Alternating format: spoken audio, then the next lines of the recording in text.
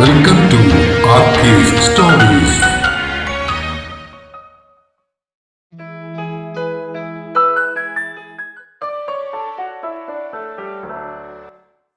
താളം ഭാഗം 39.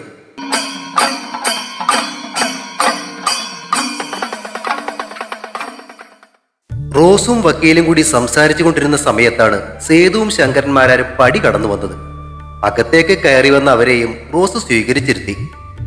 റോസ് അവരെ പരിചയപ്പെടുത്തും മുന്നേ തന്നെ വക്കീലിന് ശങ്കരന്മാരെയും സേതുവിനെയും മനസ്സിലായിരുന്നു. വക്കീൽ സാറേ, സേതുവേട്ടൻ കൂടെ നിൽക്കാന്ന് പറഞ്ഞിട്ടുണ്ട്. എന്തായാലും എനിക്ക് അതൊക്കെ ഒറ്റയ്ക്ക് നോക്കി നടത്താൻ പറ്റില്ലല്ലോ. റോസ് അത് പറഞ്ഞപ്പോ കാര്യം മനസ്സിലാവാതെ ശങ്കരന്മാരാർ അവളെ നോക്കി. റോസിന്റെ അപ്പാപ്പൻ അവൾക്ക് സ്വത്തുക്കൾ എഴുതി വെച്ചിരിക്കുന്ന കാര്യം സേതു ശങ്കരന്മാരാർക്ക് പറഞ്ഞു കൊടുത്തു. ആ, അതൊരു നല്ല കാര്യമല്ലേ? മാരാർ സന്തോഷത്തോടെയാണ് പ്രതികരിച്ചത്. ജോസഫ് എന്തുമാത്രം കഷ്ടപ്പെട്ടിട്ടുണ്ടെന്ന് മോൾക്കറിയാവുന്നതല്ലേ. ഇനിയിപ്പോ നിനക്കൊരു നല്ല കാലം വരികയാന്നേ. അതിലേറ്റവും സന്തോഷിക്കുന്നതും ആ ആത്മാക്കൾ തന്നെ ആയിരിക്കും. എന്തായാലും അതൊക്കെ ഏറ്റെടുക്കാനുള്ള സമ്മതം റോസ്മേരി പ്രകടിപ്പിച്ചു കഴിഞ്ഞു. ഇനിയിപ്പോ നല്ലൊരു ദിവസം നോക്കി കാര്യങ്ങളങ്ങ് ഏറ്റെടുക്കുക.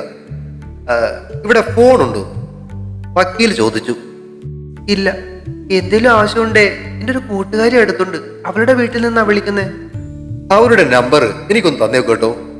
പിന്നെ റോസ്മേരിയുടെ അഡ്രസ്സും ഡീറ്റെയിൽസും ഒരു ID കാർഡും ഈ വീടിന്റെ കരമടച്ചതിന്റെ ഒരു സർട്ടിഫിക്കറ്റും കൂടി വേണം.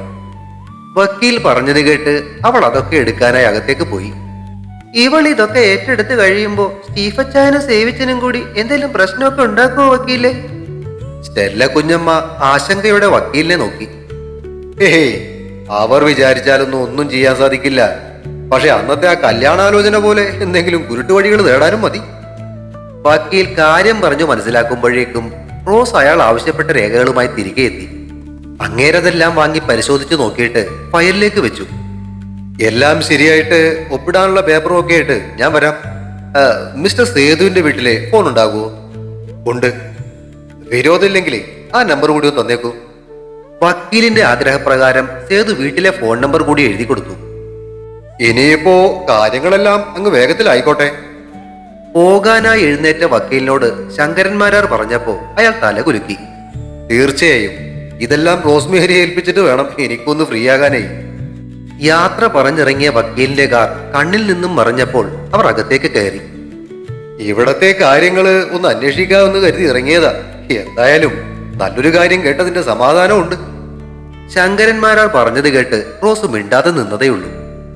മോളെ, അത്യാവശ്യമായിട്ടേ ഒരു ഫോണിന് അപ്ലൈ ചെയ്യണം. പിന്നെ ഈ വേലി മാറ്റി അവിടെ ഒരു മതില് പണിയണം. നല്ലൊരു ഗേറ്റും വെക്കണം. മാരാരുടെ അഭിപ്രായം കേട്ട് റോസ് തല കുലുക്കി. ചെയ്യാൻ ചെറിയച്ച.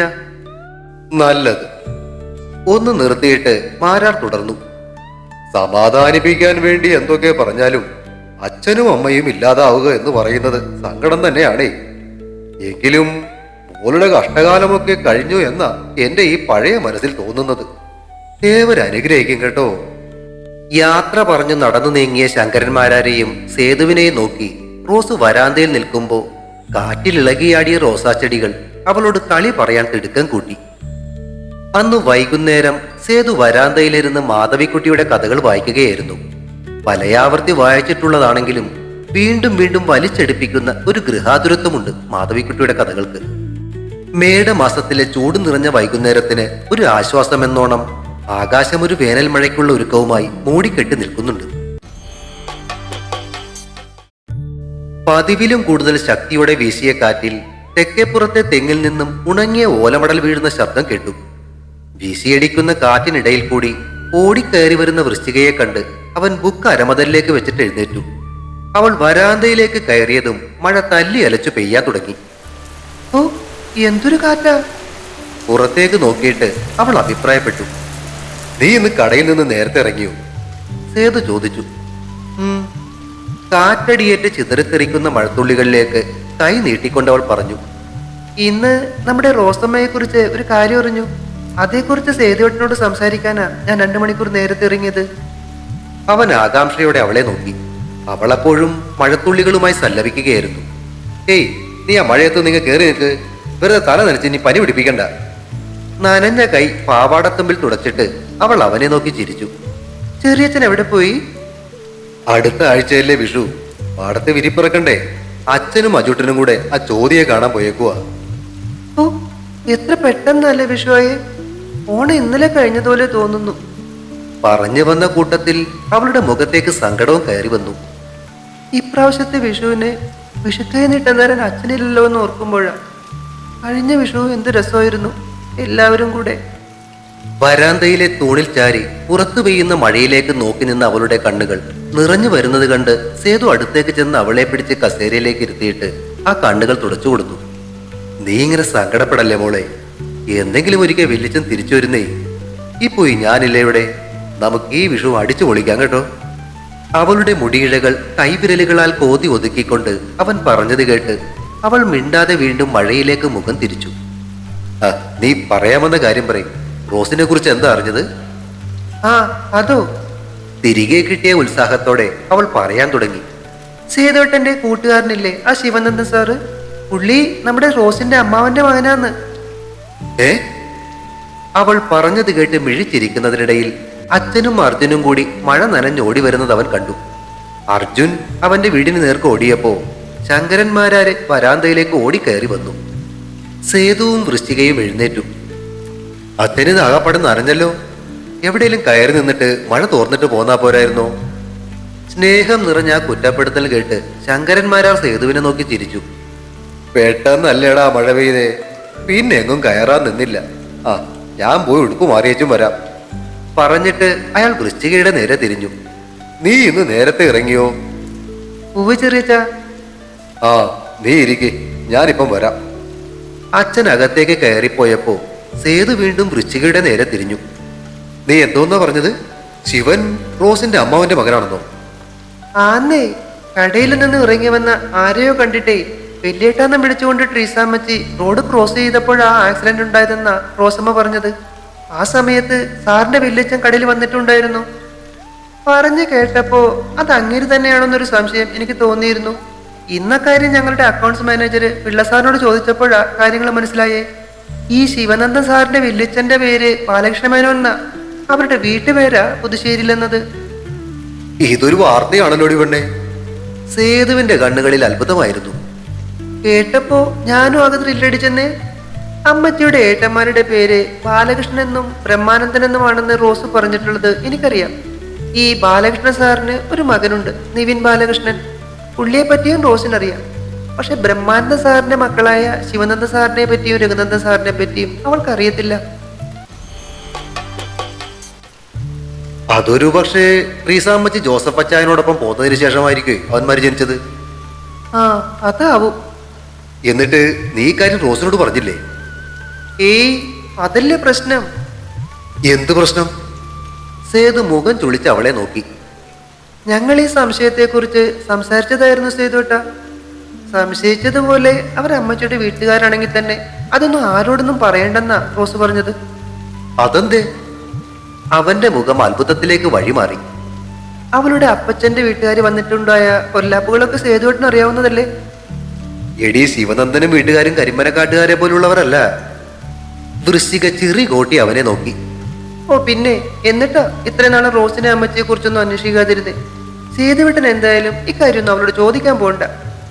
അവൾ അത് പറഞ്ഞിട്ടും മിണ്ടാതെ ആലോചനയോടെ ഇരുന്നവനെ അവൾ ഒന്ന് തോണ്ടി. സേതുവേട്ടാ. ആലോചനക്കിടയിൽ അവളെ നോക്കാതെ മൂളിയ അവനെ അവൾ പിടിച്ചു കുലുക്കി. ഞാൻ പറഞ്ഞത് വല്ലതും കേട്ടായിരുന്നോ? മനസ്സിലായി. അവളോടൊന്നും ചോദിക്കുന്നില്ല. പക്ഷേ ശിവൻ അടുത്ത ആഴ്ച തിരിച്ചു വരുമ്പോ അവനോട് എന്തായാലും സംസാരിക്കണം. പറ്റുമെങ്കിൽ അവരുടെ വീട്ടിൽ പോയി അവരുടെ അമ്മാവന്മാരെ കാണുകയും വേണം. ദേ, അവൾ മുഖം കൂർപ്പിച്ച് അവന് നേരെ കൈ ചൂണ്ടി. ഇതൊക്കെ പറഞ്ഞെന്നും വെച്ച് അവിടെ പോയി കുളമാക്കിയേക്കരുത്. ഒന്ന് പോയേടി. അവൻ അവളുടെ കൈ തട്ടി മാറ്റി വെച്ചും ചിരിച്ചു. എന്താ ഏട്ടനും അനിയത്തിയും കൂടെ? നനഞ്ഞതൊക്കെയും മാറ്റി പുതിയൊരു കള്ളിമുണ്ടും ഉടുത്ത് ഉമ്മറത്തേക്ക് വന്ന ചെറിയച്ഛനെ കണ്ട് വൃശ്ചിക എഴുന്നേറ്റു. നീ ഇത് എവിടേക്കാ എഴുന്നേറ്റ് പോകുന്നേ? അവിടെ ഇരിക്കേ. സ്നേഹം നിറഞ്ഞ ആ ശാസനയിൽ അവൾ തിരികെ കസേരയിലേക്ക് തന്നെ ഇരുന്നു. അച്ഛാ, ഇവളിപ്പോ ജോലിക്ക് പോകുന്ന ആ കടയില്ലേ, പുതുശ്ശേരി ടെക്സ്റ്റൈൽസ്, അവിടുത്തെ ശിവനന്ദനെ അച്ഛൻ അറിയാവുന്നതല്ലേ? എന്റെ കൂടെ ബോംബെയിൽ ഉണ്ടായിരുന്ന. ആ അതെ. ആ, അവൻ നമ്മുടെ റോസിന്റെ അമ്മാവന്റെ മകനാണെന്ന്. ഏ? കേട്ടത് വിശ്വസിക്കാനാവാത്ത പോലെ ശങ്കരന്മാരാർ സേതുവിനെ നോക്കി. അതെ അച്ഛാ, ഈ പുതുശ്ശേരി എന്ന് പറയുന്നതാ ട്രീസാമ്മച്ചിയുടെ തറവാട്. ഞാൻ ഇന്ന് കാലത്ത് അവിടെ പോയപ്പോ പറഞ്ഞത് നീ ഓർക്കുന്നുണ്ടോ? ശങ്കരന്മാരാർ ചോദിച്ചപ്പോ സേതു തല കുലുക്കി. ഉവ്, ആ കൊച്ചിന്റെ മോശം കാലമൊക്കെ കഴിഞ്ഞു എന്നാ തോന്നണേ. ഇനിയെങ്കിലും അതിനൊരു നല്ല കാലം ഉണ്ടായാൽ മതിയായിരുന്നു. ശങ്കരന്മാരാരുടെ ആ പ്രാർത്ഥന ഉള്ളിൽ ആവർത്തിക്കും പോലെ സേതുവും വൃശ്ചികയും നിശബ്ദരായി. രാത്രിയിലെ പ്രാർത്ഥനയും കഴിഞ്ഞ് ജെസിയോടും കുഞ്ഞമ്മയോടുമൊപ്പം മുൻവശത്തിരുന്ന് സംസാരിക്കുകയായിരുന്നു റോസ്. വൈകുന്നേരത്തെ മഴയിൽ മുറ്റമാകെ നനഞ്ഞിരുന്നു. തെങ്ങുകളിൽ നിന്നും വേലിപ്പത്തലുകളിലെ ഇലകളിൽ നിന്നും വീഴുന്ന മഴവെള്ളം അപ്പോഴും മുറ്റത്ത് ചെറിയ ചാലുകൾ തീർക്കുന്നുണ്ടായിരുന്നു. കാലാവധി കഴിയാറായ ട്യൂബ് ലൈറ്റ് വഴിവക്കിലെ പോസ്റ്റിൽ ഇടയ്ക്ക് തെളിയുകയും വീണ്ടും അണയുകയും ചെയ്തുകൊണ്ടിരുന്നു. മുളകൊണ്ട് കെട്ടിയുണ്ടാക്കിയ ഗേറ്റ് ആരോ തുറക്കാൻ ശ്രമിക്കുന്നത് കണ്ടാണ് മൂന്നുപേരുടെയും ശ്രദ്ധ അങ്ങോട്ടേക്ക് തിരിഞ്ഞത്. തുറന്ന ഗേറ്റിലൂടെ കടന്നു വരുന്ന വിൽസനെ കണ്ട് അവരുടെ മുഖം ചുളിഞ്ഞു. നിറഞ്ഞ ചിരിയോടെ കയറി വന്ന വിൽസൺ ഉമ്മറത്തെ ചാരുകസേരയിലേക്കിരുന്നു. എന്താ വിൽസ ഈ സമയത്ത്? കുഞ്ഞമ്മയുടെ ചോദ്യത്തിലെ മുഷിച്ചിൽ മനസ്സിലായിട്ടും അവൻ ചിരിച്ചതേയുള്ളൂ. ഓ, ഞാൻ ചുമ്മാ, നിങ്ങളിവിടെ ഒറ്റക്കാണല്ലോ, അപ്പൊ ഒന്ന് കേറിയച്ചും പോകാന്ന് കരുതി. വീടും പരിസരവും നോക്കുന്നതിനിടയിൽ ഇടയ്ക്ക് അവന്റെ കണ്ണുകൾ റോസിലേക്കും പാറി വീണു. കുഞ്ഞമ്മയും ജെസിയും ഇവിടെ തന്നെ കൂടാനുള്ള പരിപാടിയാണോ? വിൽസൺ ചോദിച്ചു. 40 കഴിയും വരെ ഇവിടെ നിൽക്കാന്നാ കരുതുന്നേ. ആ, അതെന്നതായാലും നന്നായി. ഇല്ലേ, നമ്മൾ ഒറ്റക്കാക്കിയേച്ചും പോയെന്ന് നാട്ടുകാർ പറയത്തില്ലയോ? അല്ല, അമ്മച്ചി മരിച്ചതറിഞ്ഞിട്ടും ആ സ്റ്റീഫൻ വില്യപ്പനും സേവിച്ചിനും വന്നില്ലല്ലോ. ഇല്ല. മറുപടി പറയുമ്പോഴും ഈ മാരണത്തെ എങ്ങനെ ഒഴിവാക്കുമെന്നതായിരുന്നു റോസിന്റെ ചിന്ത. എന്നാ നെറികേടാ കാട്ടിയതല്ലോ. ഒന്നുമില്ല, സ്വന്തം അനിയന്റെ കെട്ടിയോളല്ലേ. ഇതൊക്കെ കൊണ്ടാ ഞാൻ ആ സേവിച്ചിനുമായുള്ള ഊട്ടുകെട്ട് അങ്ങ് നിർത്തിയത്. അതിന് മറുപടി പറയാൻ റോസ് തുനിയുമ്പോഴാണ് വേലിക്ക് നിന്ന് ഒരു ചുമ കേട്ടത്. പടി കടന്നു വരുന്ന കാശിയപ്പൂപ്പനെ കണ്ട് ഇപ്രാവശ്യം ചൊളിഞ്ഞത് വിൽസന്റെ മുഖമാണ്. ആഹാ, റോസ കൊച്ചിന്റെ ബന്ധുക്കളൊക്കെ വന്നിട്ടുണ്ടല്ലോ. കാശിയപ്പൂപ്പന്റെ ചോദ്യവും ചിരിയും ഇഷ്ടപ്പെടാത്ത മട്ടിൽ വിൽസൺ റോസിനെ നോക്കി ചോദിച്ചു. ഇയാളാരാ? ഇത് കാശിയപ്പൂപ്പൻ. എനിക്കെന്റെ സ്വന്തം അപ്പൂപ്പനെ പോലെയാ. ഓ, അത് ശരി. വരുത്തി കൂട്ടിയ ഒരു ചിരിയോടെ വിൽസൺ കാശിയപ്പൂപ്പനെ നോക്കി. അതേപോലൊരു ചിരി അപ്പൂപ്പനും അവന് തിരികെ നൽകി. ഞാൻ നേരത്തെ പറഞ്ഞത് മറക്കണ്ട, ചോദിക്കാനും പറയാനും ആരുമില്ല എന്നോർത്ത് റോസ് വിഷമിക്കരുത്. എന്താവശ്യത്തിനും കൂടെ ഈ വിൽസൺ ഉണ്ടാവും. വിൽസൺ പേടിക്കണ്ട, റോസിനൊപ്പം ഞങ്ങൾ കുറച്ച് നാട്ടുകാരുണ്ടാകും. എന്തിനും. എന്തിനും എന്ന അവസാന വാക്കിൽ കാശിയപ്പൂപ്പൻ ആവശ്യത്തിൽ കൂടുതൽ ഊന്നൽ കൊടുത്തപ്പോ കാര്യം മനസ്സിലായതുപോലെ വിൽസൺ ഒന്ന് ചിരിച്ചു. അപകടകാരിയായ ഒരുത്തരാണ് മുന്നിലിരിക്കുന്നതെന്ന് മനസ്സിലാക്കിയ കാശിയപ്പൂപ്പന്റെ മുഖം ആ സമയം കനത്തു. എന്നാ പിന്നെ വിൽസൺ ഇറങ്ങാൻ നോക്കിക്കോ. അവസാനത്തെ ജങ്കാറിനുള്ള സമയമായി. അത് പോയി കഴിഞ്ഞാൽ പിന്നെ ചുറ്റിവളഞ്ഞു പോകേണ്ടി വരും. കാശിയപ്പൂപ്പൻ പറഞ്ഞത് കേട്ട് വിൽസൺ ചിരിച്ചുകൊണ്ട് തന്നെ എഴുന്നേറ്റു. എന്നാ പിന്നെ ഞാൻ ഇറങ്ങട്ടെ. യാത്ര ചോദിച്ചിട്ട് അവൻ ഇറങ്ങിപ്പോകുന്നത് നോക്കി നിൽക്കുകയായിരുന്നു റോസും കുഞ്ഞമ്മയും ജെസിയും. അവനെ സൂക്ഷിക്കണം. കാശിയപ്പൂപ്പൻ പറഞ്ഞത് കേട്ട് കുഞ്ഞമ്മയും ജെസിയും ഭയം നിറഞ്ഞ കണ്ണുകളോടെ അങ്ങേരെ നോക്കിയപ്പോ റോസിന്റെ മുഖത്ത് ഒരു നിസ്സാര ഭാവമായിരുന്നു. റോസക്കുട്ടിയെ, ഞാൻ ഇന്ന് മുതലേ ഈ വരാന്തയിൽ തന്നെ അങ്ങ് കിടന്നാലോ എന്ന് ആലോചിക്കുന്നേ. നിനക്ക് അതിന് വല്ല ബുദ്ധിമുട്ടുണ്ടോ? ഉണ്ട്. എടുത്തടിച്ചതുപോലെയായിരുന്നു റോസിന്റെ മറുപടി. ഈ വരാന്തയിൽ കിടക്കുന്നതിനാ ബുദ്ധിമുട്ടുള്ളേ. കാശിയപ്പൂപ്പൻ അകത്ത് വന്ന് കിടന്നൂടെ? ഏയ്, അത് ശരിയാവില്ല കുഞ്ഞെ. വർഷങ്ങളായുള്ള ശീലമല്ലേ. അടച്ചു പൂട്ടിയ മുറിക്കകത്ത് കിടന്നാലേ അപ്പൂപ്പന് ശ്വാസം മുട്ടും.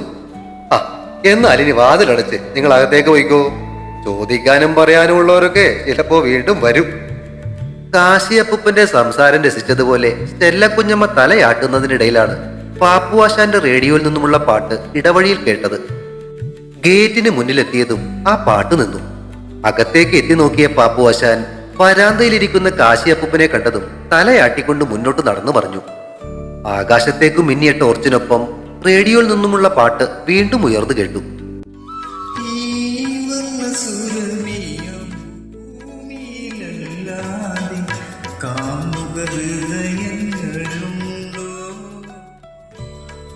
സന്ധ്യകളുണ്ടോ, ചന്ദ്രികയുണ്ടോ, ഗന്ധർവഗീതമുണ്ടോ?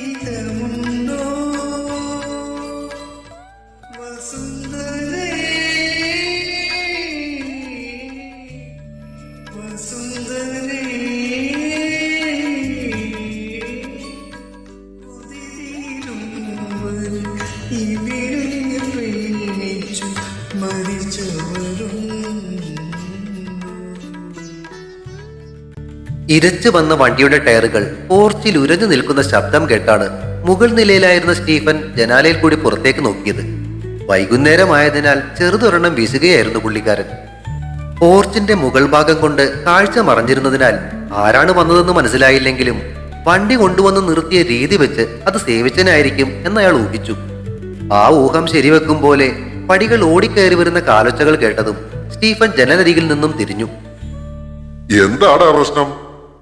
വന്ന പാടെ കസേരയിലേക്കിരുന്ന് പല്ല് കടിക്കുന്ന സേവിച്ചനെ നോക്കിക്കൊണ്ട് സ്റ്റീഫൻ ചോദിച്ചു. ആ അപ്പൻ ഇവിടെ അടിച്ചോണ്ടിരുന്നോ? ആ കഴിവേറി മോളെ പട്ടണത്തിലെ കടയും കുട്ടിക്കാരന്റെ തോട്ടങ്ങളും ഒക്കെ ഏറ്റെടുക്കാൻ പോവുകയെന്ന്. നിന്നോട് ആര് പറഞ്ഞു? സ്റ്റീഫൻ കണ്ണുമിഴിച്ചു. ടീപ്പോയിലിരുന്ന വിസ്കിയുടെ കുപ്പിയെടുത്ത് വായിലേക്ക് കമഴ്ത്തി ഒരു കവിൾ കുടിച്ചിറക്കിയിട്ട് സേവിച്ചൻ ചിറി തുടച്ചു. ഇടച്ചക്കത്തിന് വെള്ളം കൂടെ ചേർത്ത് ഒഴുകി ഇല്ല കൂമ്പ് പാടിപ്പോകൂ. ഇവിടെ മനുഷ്യന്റെ ജീവിതം പാടിപ്പോകാറേ, അപ്പോഴ ഒരു കൂമ്പ്. നീ നിരാശപ്പെടാതെ കാര്യം പറയും. ആരാ ഇക്കാര്യം നിന്നോട് പറഞ്ഞത്? നമ്മുടെ ഗുരുവച്ചൻ വക്കീല്. അങ്ങേര് ഇതെങ്ങനെ ആചാര്യയുടെ അടുത്തൊന്നും അറിഞ്ഞത് എനിക്കറിയത്തില്ല, പക്ഷെ സംഗതി സത്യമാ. എന്നാലും അവൾ ഇത് എന്ത് കണ്ടിട്ട് ചാടി പുറപ്പെടുന്നു എന്നാ എനിക്ക് മനസ്സിലാകത്തെ. ആ കുഗ്രാമത്തിൽ കിടക്കുന്ന അവൾ ഇതൊക്കെ എങ്ങനെ നോക്കി നടത്താനാ? നീ അവളെ അങ്ങനെ അങ്ങ് കൊച്ചാക്കണ്ട സേവിച്ച. അവളെ ജോസഫിന്റെ അവളാ. അപ്പച്ചന്റെ ഊരി എന്നേക്കാ കൂടുതൽ കിട്ടിയിരുന്നത് അവനാ. അത് അതേപോലെ അവൾക്കും പകർന്ന് കിട്ടിയിട്ടുണ്ട്. അന്ന് ആ കല്യാണാലോചന കാര്യം പറഞ്ഞപ്പോ വേണ്ടെന്ന് പറഞ്ഞ സമയത്ത് ഞാനത് അവളുടെ മുഖത്ത് കണ്ടതാ. എന്നും വെച്ചേ അതൊക്കെ അങ്ങ് ചുമ്മാ വിട്ടുകൊടുത്തും കിട്ടിയത് കൊണ്ട് തൃപ്തിപ്പെട്ട് വീടിനകത്ത് കയറി തീർത്തു അടിച്ചോണ്ടിരിക്കാനേ സേവിച്ചം വേറെ ജനിക്കണം. ശോഭം കൊണ്ടവൻ കിതച്ചു. ഞാൻ നിന്നോട് മര്യാദക്ക് പറഞ്ഞാലായിരുന്നോ അവളുടെ അമ്മച്ചിന്റെ ശവടക്കിന് നമുക്കും പോവാന്ന്? അന്ന് അവിടെ ചെന്നേ രണ്ട് ആശ്വാസ വാക്കുകൾ അങ്ങ് പറഞ്ഞിരുന്നേ. ഇപ്പൊ അവൾക്കൊപ്പം നിൽക്കായിരുന്നില്ലേ? പിന്നെ സഹായിക്കാനെന്നും പറഞ്ഞ് അവൾക്കൊപ്പം അങ്ങ് കൂടുകയും ചെയ്യായിരുന്നു. പിന്നെ അവളുടെ മുന്നിൽ ഏറാൻ മൊഴി നിൽക്കാനല്ലേ? അതിനീ സേവിച്ചനെ കിട്ടത്തില്ല. ആ അവള് കയറി വരച്ചു തുടങ്ങട്ടെ. തൊഴിലാളികളുടെ കൂട്ടത്തില് നമ്മുടെ ആൾക്കാരുണ്ടല്ലോ. സമാധാനത്തോടെ ഉറങ്ങില്ല അവള്. ഞാൻ ഉറക്കത്തില്ല അപ്പച്ച. സേവിച്ചൻ വീണ്ടും കുപ്പിയെടുത്ത് വായിലേക്ക് കമഴ്ത്തി. ആ വിൽസം മലമറിക്കൊന്നും പറഞ്ഞു പോയിട്ട് എന്നതായി? ടീപ്പോയിലിരുന്ന കപ്പലണ്ടി എടുത്ത് കുറിച്ചും കൊണ്ട് സ്റ്റീഫൻ ചോദിച്ചു. ആ അവനത് ഒറ്റക്ക് തിന്നാനുള്ള പരിപാടിയാണെന്നാ എനിക്ക് തോന്നുന്നേ. അവളുടെ മുന്നിൽ നല്ല വെള്ള ചവഞ്ഞ് അവക്കടെ മനസ്സിൽ കയറി പറ്റാനുള്ള ശ്രമമാ ആ പോത്തിന്റെ. നടന്നതല്ലേ. അവന്റെ മോന്തയിലിട്ട് നോക്കിയാൽ മതി, അവൾക്ക് കാര്യം മനസ്സിലാവും. അതെന്തേലും ആവട്ടെ. അപ്പച്ചൻ ആ ദേവസ്യയെ വിളിച്ചേ ഒന്ന് സൂക്ഷിച്ചോളാൻ പറയും. അയാള് നമ്മുടെ ആളാണെന്ന് ആ വക്കീൽ ഇപ്പൊ തന്നെ അവളുടെ കാതിൽ ഓതിയിട്ടുണ്ടാവും. അത് ഞാൻ വിളിച്ചു പറഞ്ഞേക്കാം. നീ ആ സേതുരുട്ട് പണി കൊടുക്കാൻ പോണെന്ന് വന്നിട്ടെന്തായി? സേവിച്ചന്റെ മുഖത്ത് കുടിലത നിറഞ്ഞൊരു ചിരി തെളിഞ്ഞു. അവന്റെ പിന്നില് എന്തൊക്കെയോ രഹസ്യങ്ങളുണ്ട്. സ്റ്റേഷനിൽ നിന്ന് പറഞ്ഞ വിവരമാ, പക്ഷെ എന്താണെന്ന് കിട്ടിയിട്ടില്ല. അധികം താമസിയാതെ അറിയാൻ പറ്റും. അതുകൂടാതെ മറ്റൊരു കാര്യം കൂടിയുണ്ട്. എന്തോന്നാ? സ്റ്റീഫൻ ആകാംക്ഷയോടെ അവനെ നോക്കി. ആ സേതുവിന്റെ ഒരു പെങ്ങളെ അവിടെ ടൗണിൽ തുണിക്കടയിൽ ജോലി ചെയ്യുന്നുണ്ട്. അവളെ നമ്മുടെ ഗോഡൌണിൽ കൊണ്ടുപോയി പിള്ളേരെ കൊണ്ടുവന്നങ്ങ് സ്നേഹിപ്പിച്ചാലോ എന്നൊരു ആലോചന. നന്നായി. നിനക്ക് അവന്റെ കയ്യിൽ നിന്നും കിട്ടിയതൊന്നും മതിയായില്ലേ? അപ്പച്ചന്റെ പുച്ഛം നിറഞ്ഞ ആ ചോദ്യം ഇഷ്ടപ്പെടാത്ത മട്ടിൽ അവൻ കണ്ണുകൾ കൂർപ്പിച്ചു. ഇത് നമ്മൾ ചെയ്തതാണെന്നേ മഷിയിട്ട് നോക്കിയാൽ പോലും അവൻ അറിയാൻ പോകുന്നില്ല. സേവിച്ച നീ വെറുതെ വേണ്ടാത്ത കാര്യത്തിന് പോവല്ലേ. നേർക്ക് നേരെ പോവാതെ ബുദ്ധി ഉപയോഗിച്ച് അവനെ കൊടുക്കുന്നതാ നല്ലത്. അവനൊന്ന് മൂളിയിട്ട് ആലോചനയിൽ മുഴുകി. 2 ദിവസം കഴിഞ്ഞ് അന്നൊരു ബുധനാഴ്ചയായിരുന്നു. യാമിയുടെ വീട്ടുകാരും പ്രവീണിന്റെ വീട്ടുകാരും അന്നാണ് വീണ്ടും തുണി എടുക്കാനായി പുതുശ്ശേരി ടെക്സ്റ്റൈൽസിൽ വന്നത്. വൈകുന്നേരം 3 മണി കഴിഞ്ഞതോടെ തുണി എടുത്തവർ മടങ്ങിയെങ്കിലും പിന്നെയും ഉണ്ടായിരുന്നു 3ഓളം കല്യാണ പാർട്ടികൾ. അക്കൗണ്ട് സെക്ഷനിലും അന്ന് തിരക്കുള്ളൊരു ദിവസമായിരുന്നു. തിരക്കൊന്നൊതുക്കി വൃശ്ചിക ഇറങ്ങുമ്പോഴേക്കും 7:30 കഴിഞ്ഞിരുന്നു. ചെറുവാണിയൂർ ജങ്കാർ ജെട്ടിയിലേക്ക് ആ സമയത്തൊരു ബസ്സുള്ളതിനാൽ അവൾ തിരക്കിട്ടാണ് റോഡ് ക്രോസ് ചെയ്ത് ബസ് ഷെൽട്ടറിലേക്ക് കയറി നിന്നത്. ആ സമയം 2-3 പേര് കൂടി നിൽപ്പുണ്ടായിരുന്നു അതിനകത്ത്. ബസ് കാത്തു നിൽക്കുമ്പോഴാണ് രഞ്ജിനി റോഡ് ക്രോസ് ചെയ്ത് വരുന്നത് അവൾ കണ്ടത്. ഫ്ലോറിലുള്ളവർ ഇറങ്ങാനുള്ള സമയമായിട്ടില്ലല്ലോ എന്ന് ഓർത്തുകൊണ്ട് വാച്ചിൽ നോക്കുമ്പോഴേക്കും രഞ്ജിനി ഷെൽട്ടറിനുള്ളിലേക്ക് കയറി വന്നു. നീ ഇന്ന് വൈകിപ്പോയോടാ? വന്ന പാടെ രഞ്ജിനി ചോദിച്ചു. ആന്നേ, തല പൊക്കാൻ പോലും നേരം കിട്ടിയില്ലായിരുന്നു. നീ എന്തേന്ന് നേരത്തെ? ചേച്ചിയും പിള്ളേരും വന്നിട്ടുണ്ട്. 6 മണിക്ക് ഇറങ്ങാൻ നിന്നതാ, ഇപ്പോഴാ പറ്റിയേ. ഇനി ബസ് ഇറങ്ങി കവലയിലുള്ള ബേക്കറിയിൽ നിന്ന് എന്തെങ്കിലും വാങ്ങിയിട്ട് വേണം വീട്ടിലേക്ക് പോവാൻ. നിനക്കിപ്പോ അങ്ങോട്ടേക്ക് ബസ്സുണ്ടോ? ഓ, 8 മണിക്കൊരു ബസ്സുണ്ട്, ഒരു ഗണേഷ്. അവൾ വീണ്ടും ഒരിക്കൽ കൂടി വാച്ചിൽ നോക്കി. പെട്ടെന്നായിരുന്നു ആ ബസ് ഷെൽട്ടറിന് മുന്നിലേക്ക് നീല നിറമുള്ളൊരു മെറ്റഡോർ വാൻ വന്നു നിന്നത്. അതിൽ നിന്നും ചാടി ഇറങ്ങിയ 3 പേർ വൃശ്ചികയുടെ കയ്യിൽ കയറി പിടിച്ച് വാനിനുള്ളിലേക്ക് വലിക്കുന്നത് കണ്ട് രഞ്ജിനി പകച്ചു നിന്നു. ഭയന്നുപോയ വൃശ്ചിക ആ ബസ് ഷെൽട്ടറിലെ തൂണിൽ വട്ടം പിടിച്ച് പ്രതിരോധിക്കാൻ ശ്രമിച്ചു. രഞ്ജിനി സഹായത്തിനായി ഉറക്കെ കരഞ്ഞു. ഷെൽട്ടറിനകത്തു നിന്നിരുന്നവർ സഹായിക്കാനായി ഓടിയെത്തിയെങ്കിലും ആക്രമികളുടെ കൂട്ടത്തിൽ ഒരുത്തൻ വാനിനകത്തു നിന്നും അല്പം നീളമുള്ളൊരു വാൾ വലിച്ചെടുത്തതോടെ സഹായിക്കാൻ വന്നവർ പിന്നോട്ടു മാറി. വൃശ്ചികയുടെ പിടുത്തം വിടുവിക്കാൻ വാനിൽ വന്നവന്മാർ ശ്രമിക്കുന്നതിനിടയിൽ വാള് പിടിച്ചിരുന്നവൻ പിന്നിൽ നിന്നുമുള്ളൊരു ചവിട്ടേറ്റ് ആ തൂണിൽ ചെന്നിടിച്ച് താഴേക്ക് വീണു. അയാളുടെ കയ്യിൽ നിന്നും വാള് തെറിച്ചുപോയി. ഷെൽട്ടറിനുള്ളിലേക്ക് കയറി വന്ന് ആക്രമികളെ നേരിട്ടയാളെ കണ്ട് വൃശ്ചികയുടെ മുഖത്ത് ഒരേ സമയം ആശ്വാസവും സംശയവും തെളിഞ്ഞു. ശിവനന്ദൻ സാറിന്റെ അതേ രൂപം. പക്ഷേ അങ്ങേരുടെ വെട്ടിയൊതുക്കിയ മുടിക്ക് പകരം വന്നയാളുടെ നീളമുള്ള മുടിയിഴകൾ മുഖത്തേക്ക് പോലും വീണ് കിടക്കുന്നു. ഇൻ ചെയ്ത ഷർട്ടും പാന്റും മാത്രം ധരിച്ചു കണ്ടിട്ടുള്ള ശിവനന്ദൻ സാറിന്റെ സ്ഥാനത്ത് വന്നിരിക്കുന്നയാൾ ഒരു വെളുത്ത മുണ്ടും ജുബയുമാണ് ധരിച്ചിരിക്കുന്നത്. രഘുനന്ദൻ സാറ്! പിന്നിൽ നിന്നും രഞ്ജിനി മന്ത്രിക്കുന്നത് കേട്ട് വൃശ്ചിക അവളെ തിരിഞ്ഞു നോക്കി. അപ്പോഴേക്കും ആളുകൾ ഓടിക്കൂടാൻ തുടങ്ങിയിരുന്നു. അക്രമികൾ വാനിലേക്ക് ചാടിക്കയറി. ഓടിയെത്തിയ ആളുകളെ ഭയപ്പെടുത്തിക്കൊണ്ടെന്നതുപോലെ വാൻ മുന്നോട്ട് കുതിച്ചു. ചെറുപ്പക്കാരിൽ ചിലർ പുറകെ ഓടാൻ ശ്രമിച്ചെങ്കിലും ആ വാൻ അതിവേഗം മുന്നോട്ടോടി മറഞ്ഞു. ഓടിക്കൂടിയവർ അത്ഭുതപ്പെട്ട് ഓരോന്ന് പറഞ്ഞുകൊണ്ടിരുന്നു. ഇതാദ്യമായിട്ടാണ് ആ പരിസരത്ത് അത്തരത്തിലൊരു സംഭവം അരങ്ങേറുന്നത്. നീ ആ സേതുകൊണ്ടന്റെ അനിയത്തിയല്ലേ? രഘുനന്ദന്റെ ചോദ്യത്തിന് ശിവനന്ദന്റെ ശബ്ദത്തെക്കാൾ മുഴക്കമുണ്ടായിരുന്നു. ഭയന്നു വിറങ്ങലിച്ച വൃശ്ചികയ്ക്ക് അപ്പോഴും ശബ്ദം പുറത്തേക്ക് വരുന്നുണ്ടായിരുന്നില്ല. പേടിക്കണ്ട, അവന്മാര് പോയി. ആരാ അവര്? ഭയന്നു വിറച്ചുള്ള അവളുടെ നിൽപ്പ് കണ്ട് രഘുനന്ദൻ അവളെ ആശ്വസിപ്പിക്കാൻ ശ്രമിച്ചു. രഞ്ജിനി, നിനക്കറിയോ അവരാരാണെന്ന്? ഇല്ല സാർ. രഞ്ജിനിയുടെ മറുപടി പെട്ടെന്നായിരുന്നു. എന്തായാലും ഇനി ഒറ്റയ്ക്ക് പോകണ്ട, ഞാൻ കൊണ്ടുപോയാക്കാം. വേണ്ട സാർ, ഞങ്ങൾ പോയിക്കൊള്ളാം. ശബ്ദം തിരികെ കിട്ടിയതും വൃശ്ചിക പറഞ്ഞത് കേട്ട് രഘുനന്ദന്റെ മുഖം ചുളിഞ്ഞു. അത് നീ തീരുമാനിച്ചാൽ മതിയോ? കടയിലെ സ്റ്റാഫിന് എന്തെങ്കിലും പ്രശ്നമുണ്ടായ ഞങ്ങൾക്ക് അതിന്റെ പേരുദോഷം, പ്രത്യേകിച്ചും ശിവന്റെ കൂട്ടുകാരനായ സേതുവണ്ണന്റെ പെങ്ങൾക്ക്. അതുകൊണ്ട് നീ ഒന്ന് വണ്ടി കയറി.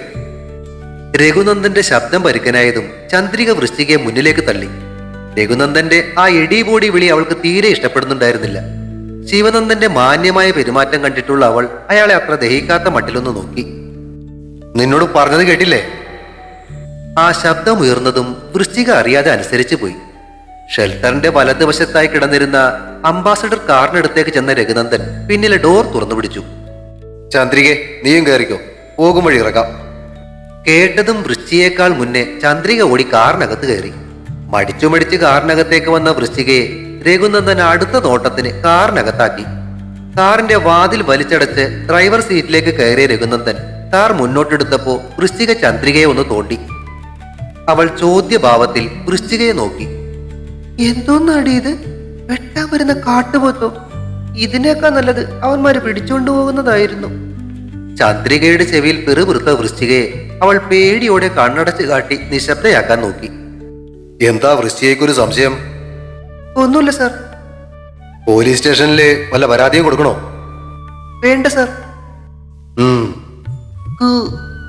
രഘുനന്ദൻ കേൾക്കാതെ അവൾ അവനെ നോക്കി കൊഞ്ഞനം കുത്തി.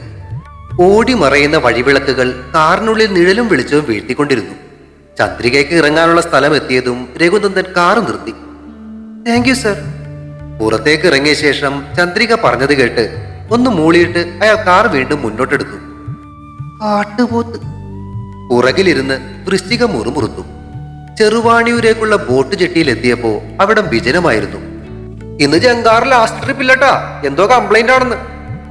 ബോട്ട് ജെട്ടിയിൽ കാറ്റ് കൊള്ളാനായി ഇരിക്കുകയായിരുന്നവരിൽ ഒരാൾ പറഞ്ഞത് കേട്ട് വൃശ്ചിക നഖം കടിച്ചുകൊണ്ട് രഘുനന്ദനെ നോക്കി. ഇനിയിപ്പോ എന്ത് ചെയ്യും? നിനക്ക് നീന്താൻ അറിയാമോ? അവന്റെ ആ ചോദ്യം കേട്ട് അവൾ കണ്ണും മിഴിച്ച് അവനെ നോക്കി നിന്നു. തുടരും. താളം അടുത്ത ഭാഗം ഉടൻ പ്രതീക്ഷിക്കുക. സബ്സ്ക്രൈബ് ചെയ്യാത്തവരുണ്ടെങ്കിൽ ദയവായി സബ്സ്ക്രൈബ് ചെയ്ത് സപ്പോർട്ട് ചെയ്യണേ. കഥയ്ക്ക് അഭിപ്രായങ്ങൾ പറയുന്നതിനൊപ്പം ലൈക്കുകളും ഹൈപ്പും നൽകി സപ്പോർട്ടുമായി എന്നും കൂടെ ഉണ്ടാകണേ.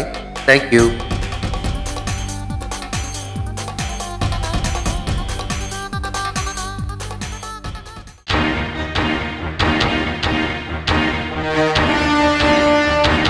3, 4.